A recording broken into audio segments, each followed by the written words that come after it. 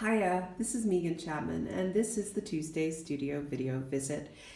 We are in the studio today, and we are looking at materials. So I don't normally talk too much about materials that specifically. You can see the paint around me and different things I use. Of course, there's a collection of some of my painting brushes and some industrial brushes and various things. But today I was getting ready to order some paint because this is me actually being quite low on paint. And so I thought I needed to take a look and see what was up. And then I thought I would actually talk about some of the paints that I use and the characteristics of paint that I use for those that might find that interesting. I am an acrylic painter. I am a classically trained oil painter. When I use oil paint, I like to use M. Graham oil paint, which is made in Oregon, which is paint that I got to know when I was at the University of Oregon. And it's a walnut-based oil paint. And we were trained to use it with walnut oil or walnut alkyd.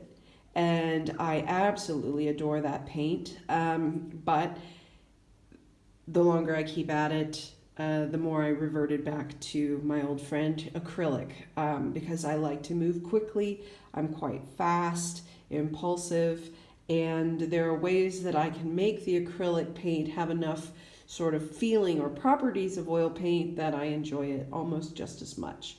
Maybe one day I'll get back into oil, but for now we're at acrylic. I've used a wide variety of acrylic paints my whole life.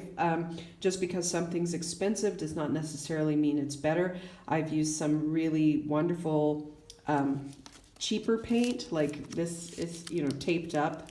This is the Liquitex Basics paint. This is actually some of my favorite paint. I absolutely love the Basics line. I don't use it here in this country as much as I did in the States for some reason. But yes, I absolutely love the Liquitex Basics line. It's quite buttery. The colors are really good. You see I've taped this up, so I lost the lid. And but I cared enough to tape it up, so that says something about the Liquitex Basics. Another paint that I use quite often, and I'll show you how it's supposed to look, is this abstract, innovative acrylic. And this whole idea is that it comes in this pouch, and then it comes out this little tube. But this is how my tubes always look. Because I'm that jerk that doesn't put obviously, I'm that jerk that doesn't put the lid back on the paint. Not like I have money to burn, I'm just a jerk. So, of course, the acrylic paint will seal and protect itself. The problem is this innovative nozzle, of course, gets jammed. So then how does my paint look? Well, my paint looks like this. I go around and I cut off all the nozzles. So that's one way of using these little pouches. Obviously, I would love it if this was not made of plastic, and I'd like it if it wasn't in plastic. Here's one where I've taped it up. So you can see like almost all my yellow ochre that I really love are in these pouches that have been cut off. So I thought it might be interesting to some people who may have seen the pouches and wondered about them, wondered if there was anything special or abstract about them, or wondered how those nozzles actually work. And yes, the nozzles serve a purpose and can be interesting. I just saw today that they actually have various attachments that you can attach to the nozzles to create different things if you're into a heavy application. I am not. So you'll see that I have quite a few. So I've got like the gray, yellow ochre, got some of this turquoise. Then I've got my weird colors that I had to use for some specific painting or some reason. Like this yellow for me is just gross. No thanks. And of course, I know how to mix paint as well. See, again, I like this Basics so much, I folded it and rubber banded it. I've also used these different brands because I've ended up being out of some color that I desperately needed and wandered into a fancier art supply store and gotten some nice paint. Managed to put the lid on this, so this indicates to me that this was expensive. So, but again, then I have this here. And I am not really a fan of their paint. What I do love of theirs is their professional varnish. That's another thing you might be interested in. I am a fan of this varnish, the Winsor & Newton Professional Varnish, matte or satin or gloss. Spray varnish always works well for me from that brand, but that's mostly what I use from Winsor & Newton is their spray varnish.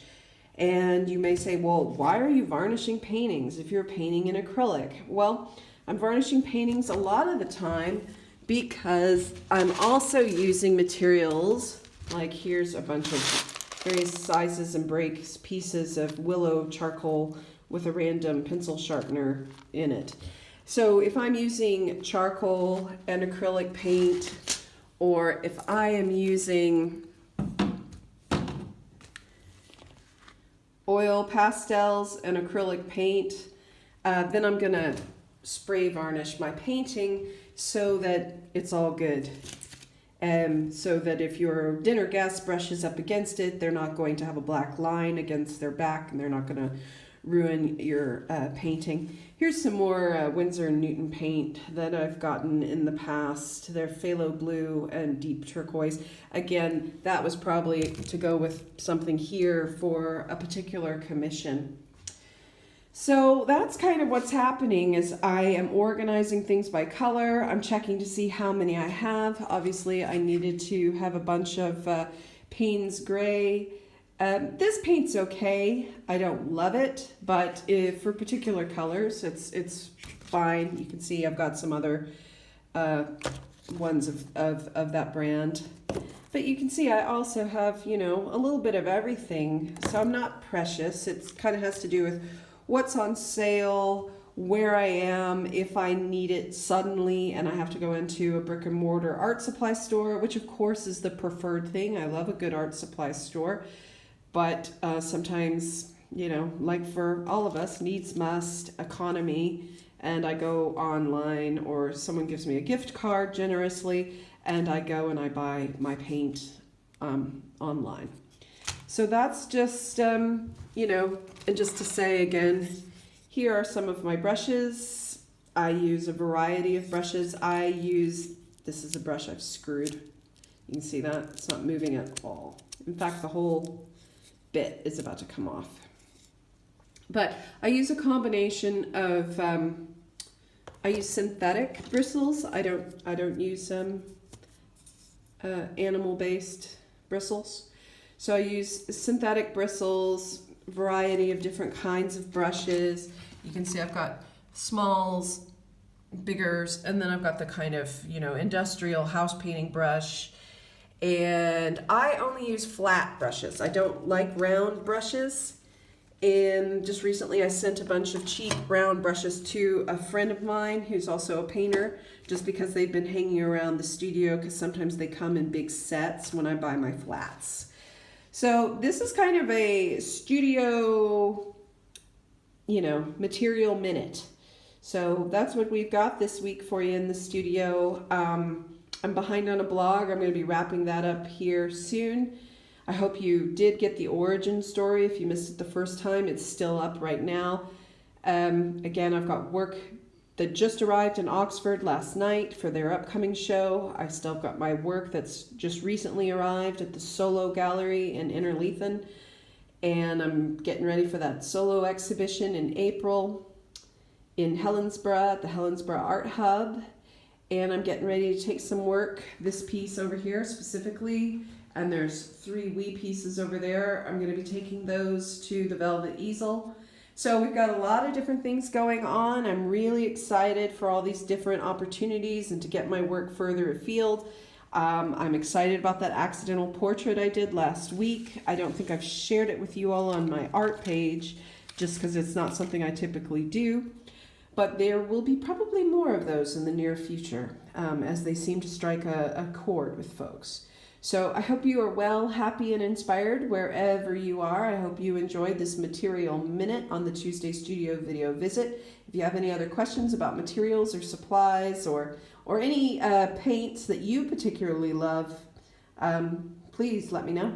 Okay, talk to you later. Bye.